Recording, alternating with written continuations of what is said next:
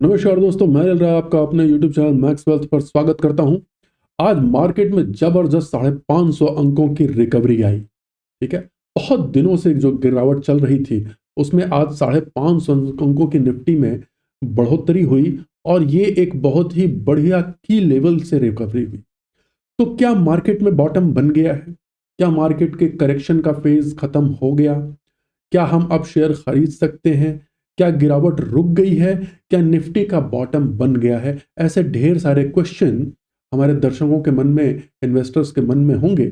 आज हम इन्हीं पर चर्चा करेंगे और इसी के एनालिसिस करेंगे एक एक करके पूरे मार्केट के सारे फैक्टर्स की, और ये देखेंगे कि आने वाले हफ्ते में मार्केट कैसा हो सकता है। तो चलिए चलते हैं स्क्रीन पर और देखते हैं कि मार्केट कैसा रहा।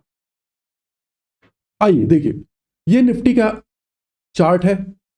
निफ्टी 50 इंडेक्स आज देखा आपने कि जबरदस्त तरीके से मार्केट जो है यहां से आज करीब 550 557 एग्जैक्टली कहें तो 2.39% की ग्रोथ के साथ जो है मार्केट आज बंद हुआ, और इसने एक ही दिन में करीब 5 दिनों की गिरावट को इसने एब्जॉर्ब कर लिया।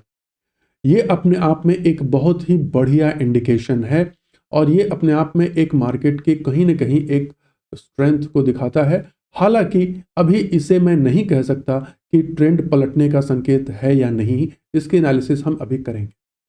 पहले तो शॉर्ट टर्म पर्सपेक्टिव में देखते हैं कि भैया हुआ क्या। देखिए मार्केट में आज क्या हुआ। आज कल के अदानी वाले इशू के बाद मार्केट में जो है ये जो गिरावट रही, उसके बाद देखिए शुरू के 10 बजे के बाद 10 बजे तक जितना गिरना था गिर गया था, ऑलरेडी डाउन था। और उसके बाद मार्केट जो है लगातार धीरे धीरे वो साइडवेज ही रहा और कहीं ना कहीं उसमें एक ठहराव रहा मार्केट में। उसने नीचे गिरने और फर्दर नीचे गिरने से इनकार कर दिया, और लास्ट में क्लोजिंग के टाइम आपने देखा कि थोड़ी सी प्राइस बढ़ी और वॉल्यूम भी साथ में बढ़ा। तो ये एक इंडिकेशन था कि कल के दिन मार्केट हो सकता है उसमें बाइंग आए, क्योंकि वो अदानी वगैरह के क्लैरिफिकेशंस आ चुके थे जिसमें कई लोगों ने बढ़िया लॉन्ग क्रिएट किया, जिसका आज अच्छा रिजल्ट भी मिला। ठीक है, अब आज सुबह खुलते ही आपने देखा कि पहली कैंडल वो एकदम कल के क्लोज के ऊपर एकदम बुलिश कैंडल के तरीके से बनी।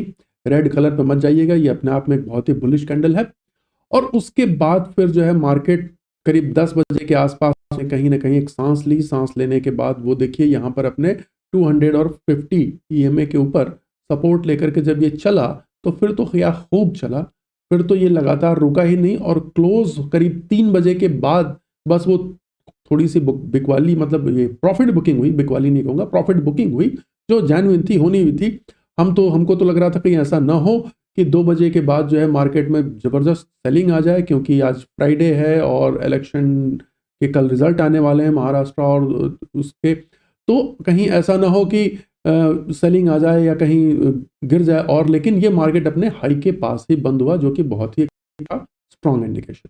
ठीक है, चलिए हम इसको फिबोनाची प्लॉट करके देखते हैं और ये देखते हैं कि मार्केट में कैसा इसका पर्सपेक्टिव रहा।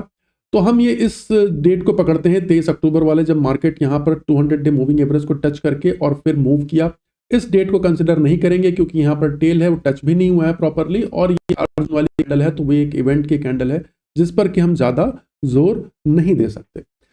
यहाँ पर चलने के बाद जब मार्केट चला तो देखिए क्या खूब चला, खूब जबरदस्त तरीके से आकर के इसने यहाँ पर हाई बनाया 26,277 के आसपास का, और हम उसी के आसपास को लेकर के चल रहे हैं। तो ये 100% मूव को मान के चल रहे हैं। तो देखिए आप यहाँ पर 23.6% आ रहा है, करीब 24,500 के आसपास। उसको भी तोड़ के मार्केट नीचे आया 38.2% की रिट्रेसमेंट होकर के। जो लोग फिबोनाची जानते हैं उनको पता है कि इन लेवल्स का क्या मतलब होता है। जिनको फिबोनाची का आइडिया नहीं है उनको मैं कहूंगा आप चिंता ना करें, पहले भी मेरी एक वीडियो है, लेकिन मैं फिर आने वाले समय में एक वीडियो फिबोनाची के ऊपर में डिटेल में बना दूंगा जिससे आपको सीखने में मदद हो। अब इन लेवल्स को ध्यान से देखिए, 38.2% की गिरावट जनरली जो है वो यहां पर है। हमें डर ये लग रहा था कि देखिए ये 50% लेवल आता है 22,500 पर। एक बात ध्यान रखिएगा, फिबोनाची की खासियत होती है कि अगर कोई भी ट्रेंड रिट्रेस, क्योंकि रिट्रेसमेंट का मतलब है कि मार्केट अभी अप ट्रेंड में है और वो रिट्रेस कर रहा है, यानी कि ट्रेंड्स के अगेंस्ट जा रहा है, एक पुल बैक हो रहा है, एक रिकवरी हो रही है, एक करेक्शन है या प्रॉफिट बुकिंग है, जो भी, उसको हम रिट्रेसमेंट कहते हैं।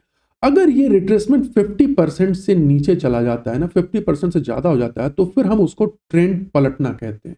फिर हम ये नहीं कहेंगे कि मार्केट अप ट्रेंड में है, फिर ये कंफर्म हो जाएगा कि मार्केट डाउन ट्रेंड में है। तो अभी तक फिलहाल जब तक ये 22,500 का लेवल नहीं टूटता है, मैं कह सकता हूं टेक्निकल बेसिस पर कि मार्केट अभी भी अप ट्रेंड में है, करेक्शन चल रहा है और ये अभी मार्केट डाउन ट्रेंड में नहीं शुरू हुआ है। इसको नहीं कह सकते कि मतलब मार्केट में अब डाउन ट्रेंड शुरू हो गया, तो ये अप ट्रेंड ही है इसके कंपैरिजन में। अब ये रिट्रेसमेंट 38.2% के लेवल से है। अब होगा क्या, आज ही इसने 550 का भैया करेक्शन कर लिया, रिकवरी कर ली। अब देखिए कल जो है रिजल्ट आने वाले हैं, अगर कल के रिजल्ट में दोनों स्टेट्स में बीजेपी गवर्नमेंट या एनडीए गवर्नमेंट फॉर्म हो जाती है तो करंट जो भी इकोनॉमिक सिनेरियो है उसको एक अच्छा बूस्ट मिलेगा, जिसकी वजह से मार्केट मंडे को गैप अप खुल सकता है या उसमें एक उछाल आ सकता है। इंपॉर्टेंट लेवल्स क्या है वॉच रखने के, तो ये 24,500 का जो लेवल है ना, ये एक स्ट्रॉन्ग रेजिस्टेंस के तरीके से काम कर सकता है यहाँ पर। ठीक है, ये स्ट्रॉन्ग रेजिस्टेंस के तरीके से काम करेगा। और ये ध्यान रखना है कि जिन लोगों ने आज पोजीशन बनाई होगी या जिनकी पहले से पोजीशन है 24,500 पर, उनको ध्यान रखना है कि यहाँ पर डेफिनेटली अपना प्रॉफिट का एक पोर्शन बुक कर लें अगर यहाँ पहुंचता है तो। अदरवाइज उस दिन देख करके करेंगे, जैसा मूड माहौल रहता है, रिजल्ट हमें नहीं पता, तो उसके हिसाब से ये जो भी रिएक्ट करेगा। लेकिन ये एरिया एक स्ट्रॉन्ग ये रेजिस्टेंस की तरह बिहेव करेगा। अगर ये तोड़ करके ऊपर निकल जाता है तो दो घटनाएं होंगी, एक तो ये 23.6% से ऊपर निकल जाएगा जो फिबोनाची का एक रिट्रेसमेंट लेवल है, और दूसरा ये 50 डे मूविंग एवरेज है जो कि आ रहा है 24,700 के आसपास, 400 के आसपास यहाँ पे कहीं।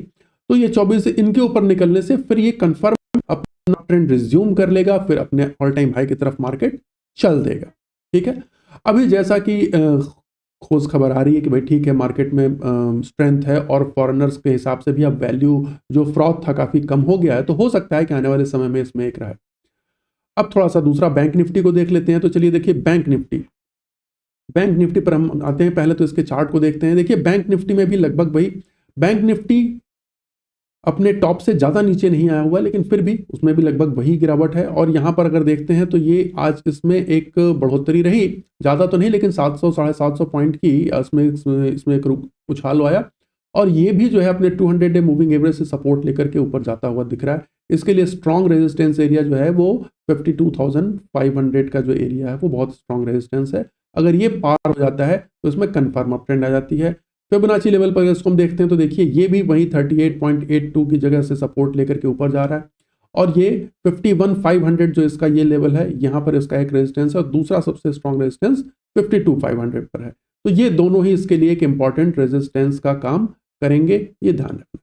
अब थोड़ा सा मिड कैप को देखते हैं, Nifty mid cap. Nifty mid cap की तो बात ही मत पूछिए। आप देखिएगा निफ्टी मिड कैप में ट्रेंड शुरू कब हुआ? निफ्टी मिड कैप का ट्रेंड शुरू हुआ है भैया अप्रैल 2023 से, और उसमें तो ये अब जाकर के पहली बार इसने मदर ईएमए या 200 डे मूविंग एवरेज को टच किया है, तो ये ट्रेंड यहीं से माना जाएगा। और अभी भी ये केवल अगर कहूं तो निफ्टी मिड कैप बहुत स्ट्रांग है, उसने बहुत स्ट्रेंथ दी है। 23.6% का ही रिट्रेसमेंट आया है। स्मॉल कैप में भी सेम चीज है, अभी देखिए 23.6% भी रिट्रेसमेंट नहीं आया है, यहीं से वो रिकवर हो रहा है करेस्पॉन्डिंग, मतलब जब जिसके ट्रेंड को देखें हम, जहां जैसे ट्रेंड शुरू हुआ था करीब 8,700 से, तो ये जबरदस्त मूव दिया है इसने मिड कैप और स्मॉल कैप में, जबरदस्त तगड़ा मूव है। इंडिया विक्स की पोजीशन देखते हैं। इंडिया विक्स में आज थोड़ी गिरावट देखने को मिली है। देखिए बढ़ा तो था 18 तक गया था, लेकिन कोई ज्यादा खास नहीं, 0.67% का चेंज है। थोड़ा सा देखते हैं डॉलर इंडेक्स को। डॉलर इंडेक्स में देखिए एक सडन स्पाइक दिख रहा है, गवर्नमेंट फॉर्म हो रही है तो ठीक है, वो चीज विजिबल है। यूएसडी आईएनआर को देखें तो ये अपने ऑल टाइम हाई के बाद से किसी तरीके से समहाउ मैनेज हो रहा है। यूएस ऑयल को देखें तो कहीं ना कहीं डर था कि वो फायर रॉकेट वगैरह छूटने के बाद सबको भी धमाका करना है, सबको दिवाली भी मनानी है, जैसे कि पास्ट में ये इस तरीके से क्रैश हुआ था जब एक बहुत बड़ा इवेंट आया था। तो ऐसा कोई क्रैश नहीं दिख रहा, रिकवरी भी होती हुई दिख रही है। 70 के आसपास जो है, 70 से 75 के बीच में बहुत ही हेल्दी रेट है, तो ये इस पॉसिबिलिटी को कम कर रहा है। प्लस डाउ जोन्स देखिए, जब हम ये वीडियो बना रहे हैं तो लाइव मार्केट में डाउ जोन्स बहुत बढ़िया रिकवरी दिखा रहा है, 50 के ऊपर अपने लगभग ऑल टाइम हाई के पास पहुंचने वाला है, और हो सकता है कि नया ऑल टाइम हाई बना भी दे। और आज का डेटा, हाँ FICDI का सेलिंग डेटा जरा देख लेते हैं। देखिए आज क्या है कि 1722 करोड़ की DI ने बाइंग की, 1278 करोड़ की सेलिंग की, करीब 44 करोड़ की जो है नेट जो है आज बाइंग हुई है। आप कहेंगे कि 444 करोड़ की नेट बाइंग में मार्केट इतना उछल गया। जी हाँ, एक्चुअल में क्या था, इसमें शॉर्ट कवरिंग का ज़्यादा मुझे दिख रहा है। और अभी वहाँ से चूंकि लार्ज कैप में आपको मूव ज़्यादा दिखा होगा, निफ्टी स्मॉल कैप में, और उसमें आपको देखिए बहुत ज़्यादा मूव नहीं आया है मिड कैप और स्मॉल कैप में, लेकिन लार्ज कैप में ज़्यादा मूव आया है। तो कहीं ना कहीं ये जो है वो शॉर्ट कवरिंग भी हुई, साथ में जो इतने दिनों के शॉर्ट थे वो सब कवर हुए, और साथ में थोड़ी सी खरीदारी हो गई, तो दोनों का मिला जुला इफेक्ट रहा कि मार्केट जो है वो उछल गया। अब क्या हम शेयर खरीद लें? चलिए आइए हम चलते हैं थोड़ा सा। अब हम क्या करें? क्या हम शेयर खरीदना शुरू कर दें? अभी भी देखिए, मैं कहूंगा कि अभी फिलहाल थोड़ा सा धीरज रखें। जो लॉन्ग टर्म इन्वेस्टर हैं उनके लिए तो मैंने पहले भी कहा था, अगर हमारी पुरानी वीडियो में आपने बताया था कि देखिए लॉन्ग टर्म इन्वेस्टर्स हैं तो वो 200 डे मूविंग एवरेज पर कुछ ट्रेंड्स में बाय कर सकते हैं। जो ट्रेडर्स हैं वो क्या करें? क्या वो अभी से लेना शुरू कर दें? तो देखिए अभी मैं कहूंगा कि अभी इस तरीके से हर हिलती डुलती चीज पर दांव ना लगाएं। अभी भी ये अपने करेक्शन जोन से मार्केट बाहर हुआ नहीं है। 24,500 जब ये क्रॉस कर लेगा तब आपको रियल बाइंग दिखेगी, जेन्युइन बाइंग दिखेगी, जो कि जिसमें कि फॉलो अप होगा। अभी ये कहीं ना कहीं रिवर्सल ही है। गिरने के टाइम भी मार्केट थोड़ा गिरने के बाद एक शॉर्ट कवरिंग आती है, फिर अनदर राउंड ऑफ सेलिंग शुरू होती है। तो 24,500 के आसपास का वो लेवल वही है जहां पर फ्रेश राउंड ऑफ सेलिंग फिर से रिज्यूम हो सकती है। अगर वो सेलिंग क्रॉस कर गई तो समझ लीजिए कि आप कन्फर्म। अब जो लॉन्ग टर्म इन्वेस्टर्स हैं उनको मैंने कहा था जो आप 200 डे मूविंग एवरेज के आसपास बाय कर लें। जिनको म्यूचुअल फंड में डालना था, इंडेक्स लिंक्ड म्यूचुअल फंड में डालना था, उनके लिए बड़ी गोल्डन अपॉर्चुनिटी थी 200 डे मूविंग एवरेज पे बाय करने की।